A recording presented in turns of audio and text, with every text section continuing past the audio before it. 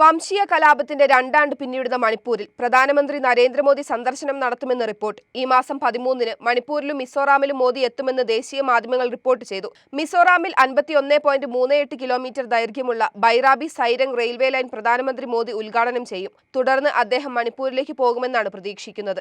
2023-ൽ മണിപ്പൂർ കലാപം സംഘർഷം ആരംഭിച്ച ശേഷമുള്ള മോദിയുടെ ആദ്യ മണിപ്പൂർ സന്ദർശനമാകും ഇത്. എന്നാൽ സന്ദർശനത്തെക്കുറിച്ച് ഔദ്യോഗിക വിവരമൊന്നും ലഭിച്ചിട്ടില്ലെന്ന് മണിപ്പൂർ അധികൃതർ പറഞ്ഞു. പ്രധാനമന്ത്രിയുടെ സന്ദർശനത്തിനായുള്ള തയ്യാറെടുപ്പുകൾ അവലോകനം ചെയ്യുന്നതിനായി മിസോറാം ചീഫ് സെക്രട്ടറി ഖില്ലിറാം മീണ തിങ്കളാഴ്ച വിവിധ വകുപ്പുകളുമായി നിയമനിർവഹണ ഏജൻസികളുമായും യോഗം വിളിച്ചു ചേർത്തിരുന്നു. 2023 മെയ് 3 മുതൽ മണിപ്പൂരിൽ മെയ്തേയ്, കുക്കി സമുദായങ്ങൾ തമ്മിൽ നടന്ന രൂക്ഷമായ വംശീയ ഏറ്റുമുട്ടലിൽ 260-ലേറെ പേരാണ് കൊല്ലപ്പെട്ടത്. കലാപത്തിൽ ഏകദേശം 60,000 പേർ അഭയാർത്ഥി ക്യാമ്പുകളിലാണ് ഇപ്പോഴും ജീവിക്കുന്നത്.